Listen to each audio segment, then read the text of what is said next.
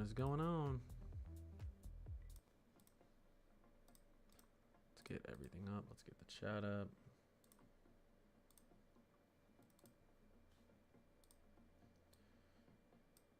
Let's tell everyone I'm live.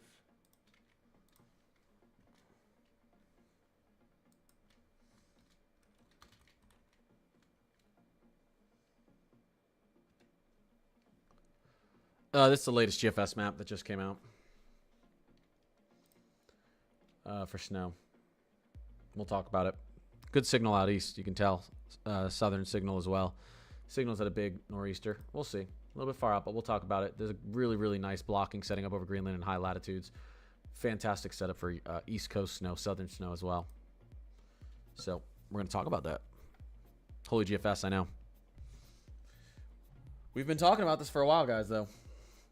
About this negative NAO. Looks like it's going to set up. The Teleconnections have been reading it for a while. So it's here now, showing up pretty strong. I don't think it's too much happy hour GFS. We've been seeing this possibility for a while here.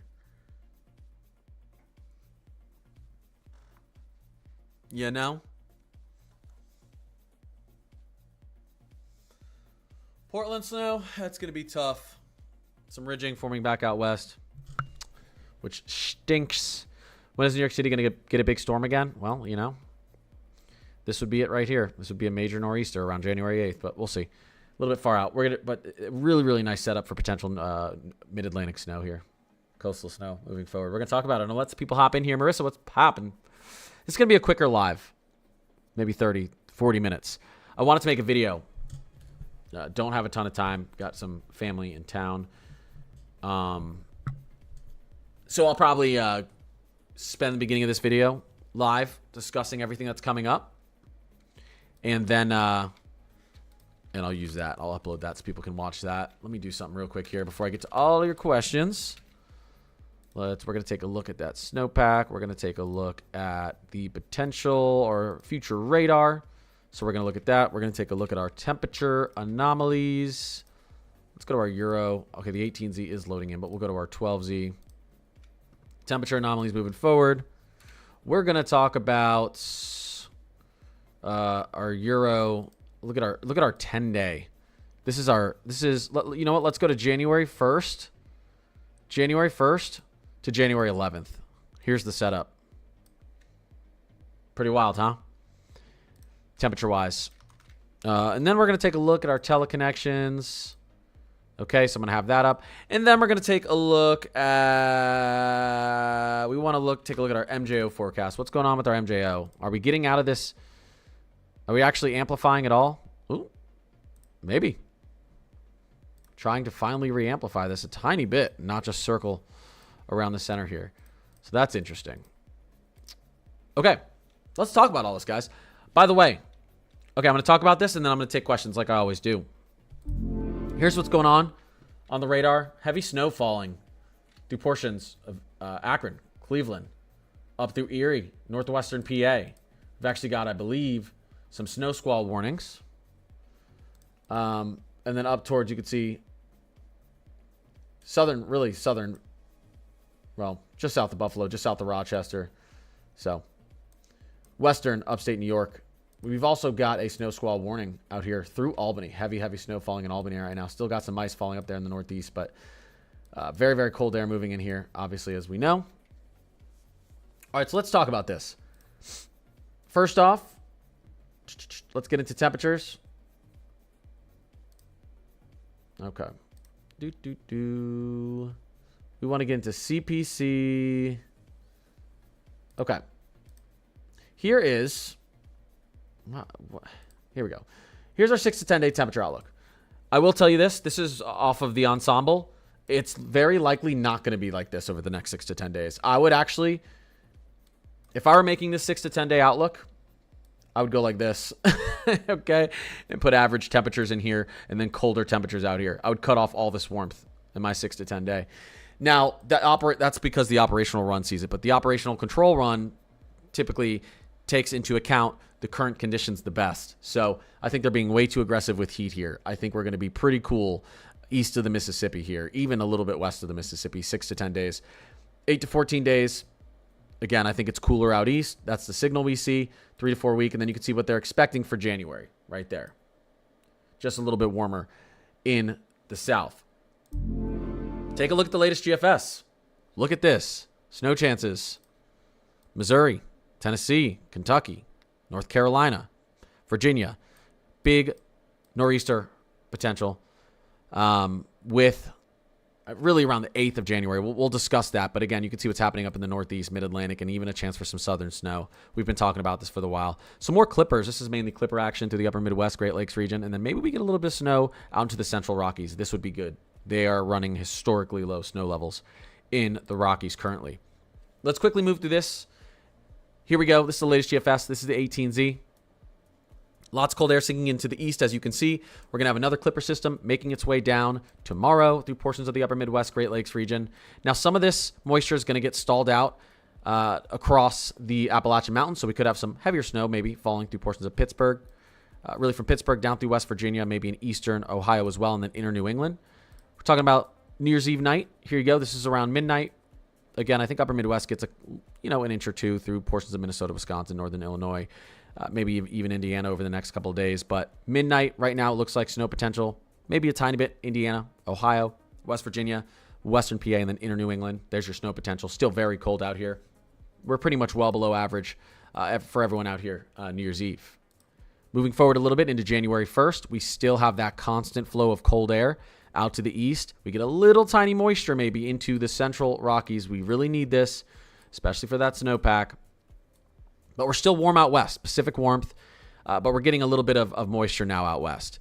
Interesting time frame here around January 3rd. We have a little moisture pushing through the south here.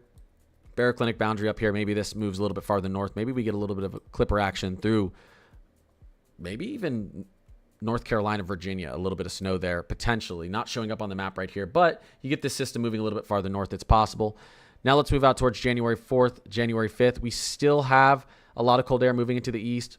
Another system maybe trying to bring some snow to the northeast. This is what I'm talking about with continued clippers up here. But notice what's happening to our polar jet. Our polar jet begins to collapse. We've been talking about this for a while. As we get towards the end of the first week of January, the polar jet begins to collapse a little bit, okay? And when it does, this is going to kind of help our subtropical jet. It's going to help us get some moisture through here. And at the same time that this moisture is starting to enhance, we're getting some blocking over Greenland and some high latitude blocking over Canada, negative WPO, negative NAO. Classic East Coast winter storm, Southeast winter storm setup as we get into the 6th, 7th of January. Here we go as we get into the 8th. Whoa. A trough begins to neutrally and then negatively tilt. It links up with this moisture and Big Daddy nor'easter. Everyone's happy and excited. And all of you smash your averages. Likely through the winter, okay? But over 200 hours out. Is this storm going to form exactly like this and look exactly like this? Absolutely not. Is it a very beautiful signal across multiple globals for a potential nor'easter and southern snow? Absolutely. Strong signals for blocking, and I'm going to show you that in just a second. I'll actually show you that right now. Let's look at our 500 millibar height anomalies. Take what? Actually, I don't want to go northern. Yeah, we can go. We can go. We'll go North America. Let's move here. Here we go. Look at the blocking that's happening over Greenland. This is also displacing a lot of cold air from our polar vortex up here to the north. Not our stratospheric polar vortex, but our polar vortex, tropospheric polar vortex. High latitude blocking. You've got that negative NAO blocking over Greenland. Why is this significant? As cold air, and you have energy in the Pacific. The Pacific is sending that energy and that moisture and those storms out east. And that cold air and that moisture is trying to escape quickly before it begins to strengthen. But look, it runs into a wall. And as it runs into a wall, you get a stalled boundary. And that allows the trough to dig deeper and to dig deeper and to dig deeper and link into and link up with that Gulf moisture and that Gulf warmth. And then eventually that boundary begins to unstall. That moisture begins to move up the coast. And you get snow in the south. You get snow up the coast. That's what can happen. That's what can happen when you have this beautiful of a signal. Look at that high latitude block in Greenland and over Canada. Beautiful. This is where the signal starts to look really good to me, though. Watch this right there. This is really, really nice. You still got Greenland blocking. All right. Right as this Storm begins to move up there. You've got all this blocking to the north and east. You've got a lot of moisture down here. You've got that nice southwesterly flow. And again, you're getting a stalled boundary. You're getting a tilt to trough here. Potential for a nor'easter, potential for southern snow is nice. Okay, we're looking at the GFS right here. If we were to go back and look at the 12Z Euro for this time frame, let's go and look at that. This snow squall warning. Rochester, Albany, New York. Yep. We take a look here on the Euro. It's even more impressive. Even more impressive. This is, guys, this is incredible blocking. This is an absolutely stalled out front. You want a negatively tilted trough. This is going to give you a negatively tilted trough over the East Coast as long as this system moves in far enough west, and it gives it that time to dig. Really, really great look. I'm hoping we get this holding. You saw it on the GFS. You can see it on the Canadian. You can see it on the Euro. Usually when you have all the models seeing something, a version of it happens. Maybe we get the version where it's a big nor'easter, but I think in the least, we get some sort of snow out again towards the coast. In the very least, some sort of snow again out towards the coast and some sort of snow in the south. It's a nice setup. All right, really quickly here, moving forward. Here's the Euro temperature anomalies. Lots of cold air pushing out east, obviously, for New Year's Eve. Here's New Year's Eve night. We're cold out east, warm out west. We get into early January, consistent cold air pushing out east. You get some warm air interactions, followed by some cold air, followed by some more warm air. But again, lots of cold air to tap into for these East Coast storms. Take a look, January 1st to January 11th. This is what our European anomalies look like. This is the European 10-day anomaly, January 1st to January 11th. This is what it's thinking. So we're cold out east, very warm out west. Again, not too great for the Rockies. They've been struggling this year. Getting into our teleconnections. You guys know I love my teleconnections. Let's look at the European weeklies. Wow, look at that Arctic oscillation. Look at that Arctic oscillation. The ensembles almost barely going positive. I mean, we're negative almost the whole way through January into early February. Eventually, we're going to run out of cold air to tap into, and the cold air is going to need to reset itself up there in Western Canada. Maybe that doesn't happen until much later in winter. I mean, it seems like there's a lot of cold air to tap into. Beautiful, beautiful, beautiful negative NAO. For the start here, you can definitely see on the control operational run, but even the ensembles look pretty nice through the first 3 weeks of January. That's really good for southern snow, East Coast snow. WPO, major blocking here. Major blocking here as we get into the second week and through the third week. High latitude blocking second and third week of January. PNA, not doing too bad. If we can get the PNA to not push too positive, stay neutral to negative, you're still going to have the opportunity for colder air out west in the Rockies and more snow than you saw in December. It's not all doom and gloom. It's not all doom and gloom for the West, but it could be better. It could be better. Taking a look at our GFS extended, our Arctic oscillation, neutral to negative. Our NAO, negative, right? Same thing. We got our PNA here, neutral. So seeing something similar to the Euro. Here is the latest MJO forecast. Maybe trying to finally amplify a little bit as we get towards the middle to the end of January. Trying to push back out there. This would be pretty impressive for the East. Really for a lot of the country, for cold air, if we did start to amplify as we got into late January, back into 7 and 8, because this is a cold signal for much of the states, especially the East. But anyways, what's the big takeaway here? In my opinion, the big takeaway here is South, pay attention. East Coast, pay attention. I told you guys before this winter started, this is the year the almighty nor'easter returns. Special marine warning has been issued. And this is fantastic for you guys, especially when this is happening in the coldest month of the year, typically in the northern hemisphere.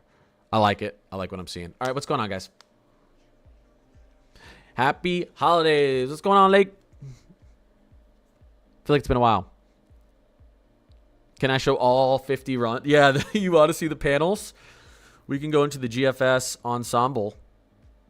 We can go to GFS. Actually, GFS extend it. No. I need GFS ensemble panels. I haven't done it in a while. Panels, winter. Show all members. Sure. This is the 18Z. Let's go to the 12Z. Oh, the panels aren't set up for the 18Z yet. So it's a little bit tough. This is still the 18Z. You can see, though, the 12Z, though, southern snow. Some snow down into Tennessee, even a little bit farther south than that. You can see a lot of East Coast A lot of northeast snow. Some snow down in the south here. A lot of northeast snow. Southern plain snow. Southern plain snow. Lots of snow. Ohio Valley, northeast. Big snowstorm through the Carolinas and Virginia. Lots of signals on the GFS here.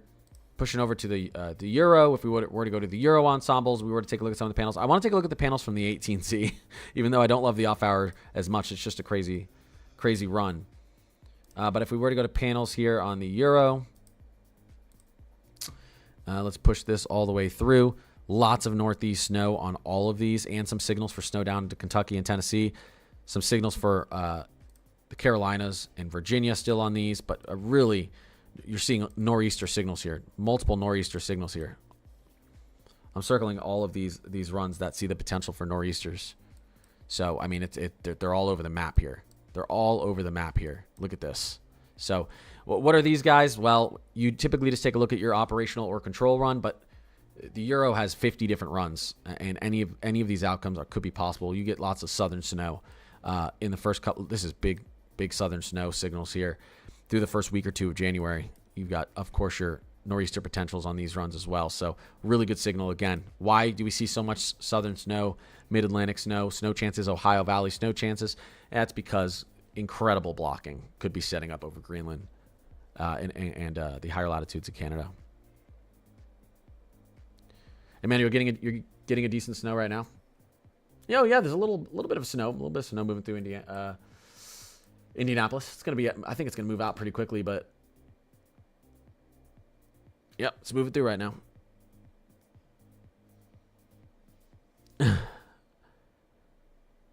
Family has been nutzoid for months. So the prediction video is posted on his page as well as YouTube. Yep. Here, let me get back here. Yep, crazy GFS run. Pretty wild if this were to happen. You know, good setup for it. We'll see how it develops. Within 150 hours, there's a better chance for the forecast being more accurate. Yeah. Yep.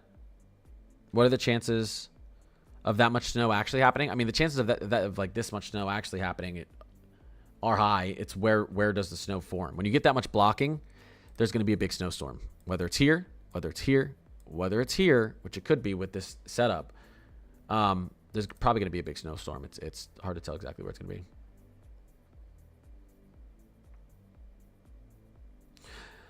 Let's see here. St. Louis snow.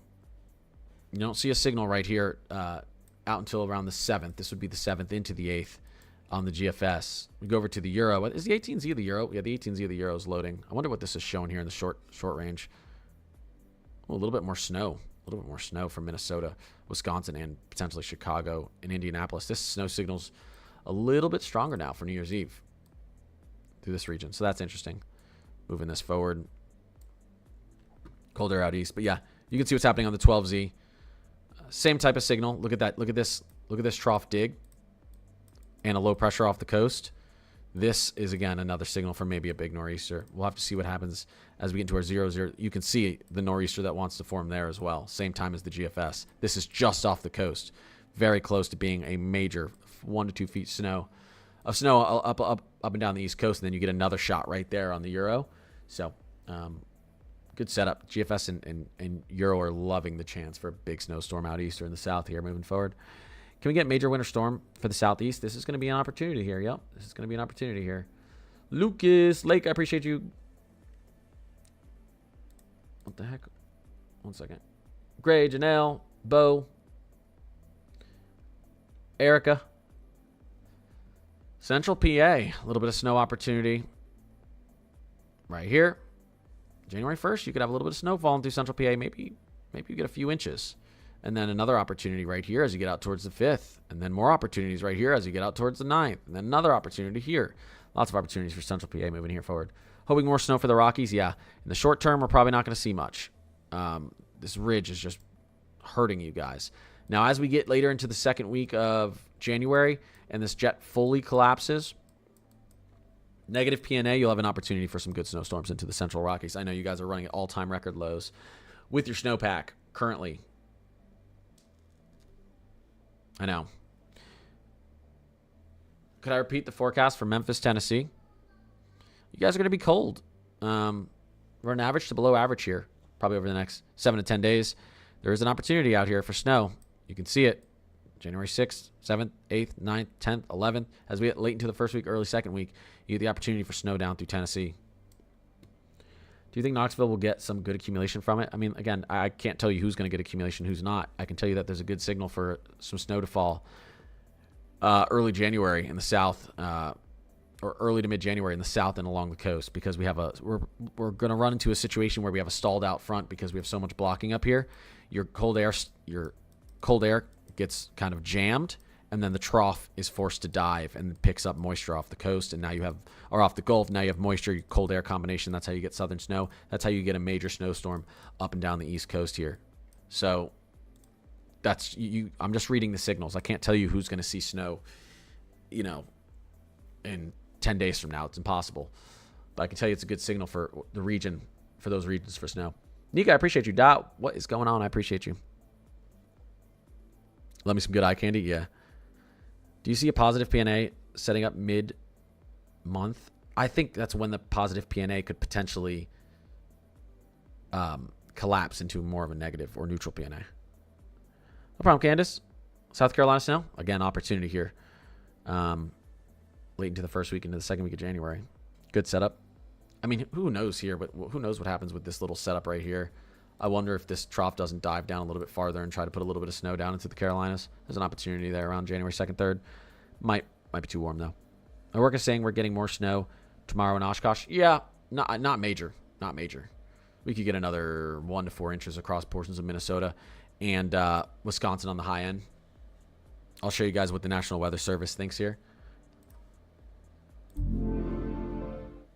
Expected snow totals over the next 72 hours. You can see this whole region here. We're talking expected 1 to 3 inches, right, for this region here. If we were to look at the high end, we're talking about now 2 to 4 inches through this area. Obviously, this is all lake effect, so this is lake effect. You guys are going to get some good lake effect still. Little lake effect's going to be cranking out here. Western upstate New York and then western Pennsylvania. And again, high end, you get this cold air snow stalling up against the Appalachians, getting backed up. You could get some nice snow into Pittsburgh, some really nice snow into Pittsburgh over the next 72 hours.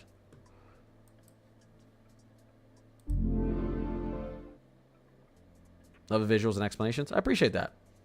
This is going to be a quicker live than I usually do. Again, I've got family in town. This time of year is a little wild, but and I ended up I was going to take PTO today and tomorrow because I have tons of PTO left before the end of the year. But I ended up working. I'm going to work a little bit tomorrow morning as well, just because I've got some things I got to get done. But I promise you guys I will get my video out tomorrow, a full video out tomorrow, and another live stream tomorrow. I just couldn't get the video done today. I wanted to make sure I hopped on at least for a short live stream to give you guys update it. New Mexico mountain snow. Here you go, right? As we get out towards January 1st, January 2nd, a little bit of moisture floods back into the Southwest, but that's like your only opportunity in the short term. Again, ridging, early January ridging. Again, going back to what we see on the Euro. And yeah, this is January 1st through January 11th.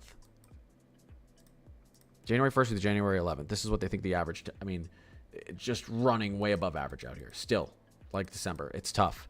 But watch what happens as we get towards the end of this, okay? Watch this. Watch this. Let's do, let's go into our European weekly. Watch this as we get out towards mid-January. Look at late January, right? This would be astronomical cold running this much below average around the coldest time of the year, which is the last couple of weeks of January. Coldest time of the year for the northern hemisphere. But this would be a good zonal flow. This would bring a lot of moisture and a lot of snow into the Rockies finally in the second half of January. So let's hope that this happens for the Rockies. How's the little ones? Little ones are doing good. They are doing good. My daughter blows my mind. She is like almost walking around unassisted at just over 7 months old. She's like blabbing, talking. She walks like with like a chair around everywhere. She climbs on everything. Like, it's crazy. She's gonna be walking unassisted probably here before she's 8 months, like fully walking. I thought my son was early. My son was walking around 10 months. This girl is running like 2 to 3 months ahead of my son. She's so smart. But my son always plays with her and does stuff with her, and I think that gets her, that's helping her. Crazy. The new GFS 18Z around January 8th looks crazy. I know. Well, guess what? It's not just that. Look at the euro. Look at the euro around that time frame too. Let's go out towards January 8th. Just because you don't see a big snowstorm here, let's take a look at what's happening. This is a negatively tilted trough. This is a huge storm system right off the coast. If this storm system slides, a new snow squall warning has been issued. Cuyahoga, New York. If this storm slides 20 miles to the west, we're putting 2 feet of snow up and down the coast here. And guess what? This is 240 hours out. Of course, it could easily slide west. So the Euro sees the same thing as the GFS. You don't really care about positioning. I don't care about the moisture this shows on the map here. Do you guys remember what I talked to you about a day or two ago? We just had this big blizzard move through Minnesota and Wisconsin, UP, Michigan. 7 days before that, I saw the same thing. 7 days before that, I saw a big Bear Clinic boundary right here, and I said, guys, the models don't show any snow here, but we could have a major snowstorm. We ended up getting a major snowstorm. I'm not always that good at it, at predicting that, but again, I don't care what precipitation shows up on the map here when we're over 200 hours out. All you care about is the setup. Cold air, stalled front, storm system moving up the coast.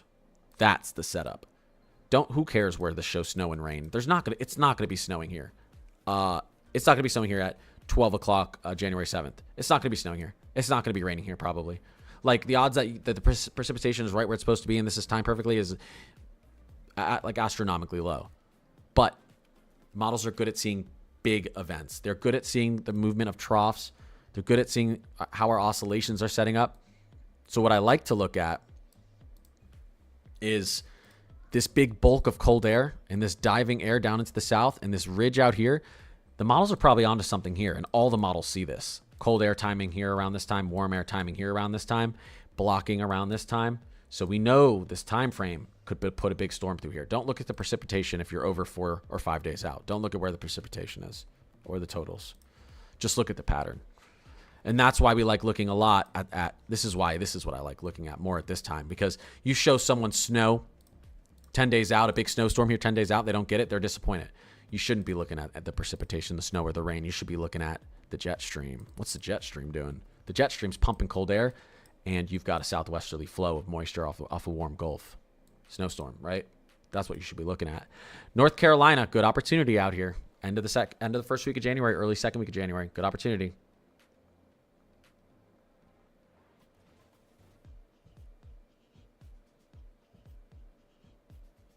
Could this finally end the nor'easter drought in Philadelphia? Hey, I've been saying it since late September, early October. The almighty nor'easter returns. Yeah, I'm confident. Girls are the best, dude. Yeah, God, it's like it's like a different type of love, girl and boy. I love my son, but oh my God, my daughter is cute. YouTube popping off as of late. Proud of you. Yeah, man, I'm loving that the support on YouTube. Minus 2.5 months old and already rolling over. Yeah, that's pretty fast. That's pretty fast, man. It's unfortunate to admit, girls do mature faster. They do mature faster. That is true. Mid Minnesota. Well, again, look at our 72-hour. Look at our 72-hour high end potential. So look at our 72-hour high end potential. This is just over the next 72 hours. You get a band setting up for you, right? 2 to 5 inches across Minnesota if you get some high end totals here.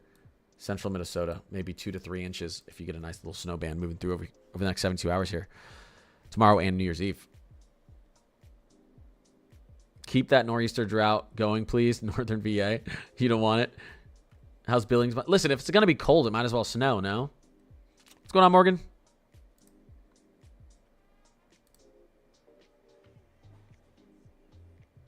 What is going on? What's the green thing around North Carolina? 1 second. What green thing were we looking at around North Carolina? Oh, when we were looking at this. This is an extremely low pressure, likely associated with very cold air and storminess.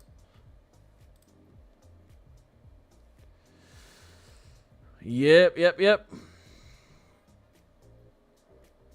Slime. What's the weather in North Carolina? Well, are you talking about currently? Or nice and dry in North Carolina right now. We're cold. Freezing towards the mountains. Mid-50s out towards the coast. We're also a little bit windy. Not too bad. Pretty windy out towards the coast.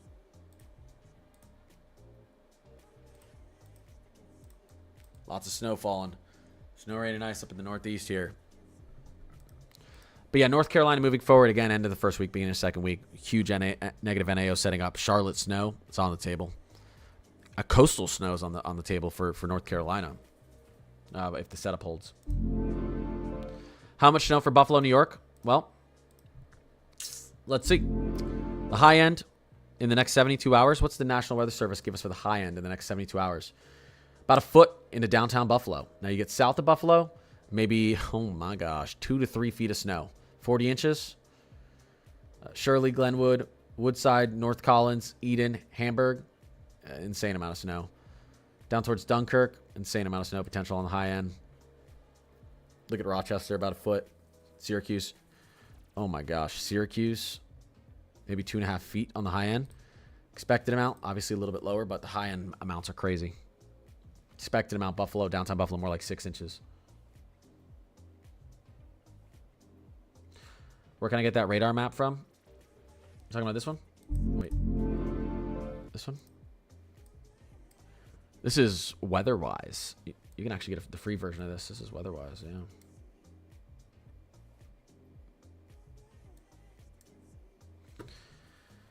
Alrighty. How will it be this week from northern to central Indiana? I have a funeral later this week. I'm sorry to hear that, but here we go. Let's take a look.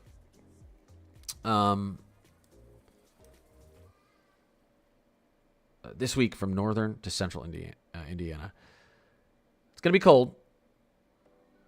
It's going to be cold pretty much the whole week. Below average temperatures likely. You could have a couple clipper systems drop 1 to 3 inches northern to central Indiana as well. So cold and the chances for some light snow throughout this week.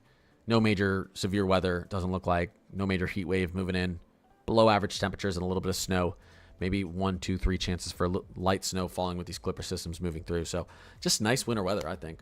Guys, I wanted to do a longer stream. I'm sorry I couldn't do a longer stream. I kind of went over everything in the beginning here, and I'm going to crop that. And I'm going to post it on my YouTube right now so you can watch it. I talked about these increasing chances for southern snow and a mid-Atlantic New England nor'easter late in the first week and into the second week of January. It's really impressive, the blocking that's going to be happening over, or potentially, it looks like it's going to be happening over Greenland and higher latitudes over Canada. So I appreciate you guys. I appreciate mods. I'm going to post another video tomorrow. I'm going to live stream tomorrow, but I'm going to get, after I get off here, I'm going to get the beginning of this live stream uploaded so you can, I really talk about everything, temperatures, weather, January outlook, or temperatures, you know, reflectivity, rainfall, snow, all that type of stuff. You guys are awesome, and I will see you tomorrow. Everyone, stay safe and happy holidays if I don't see you again. See you.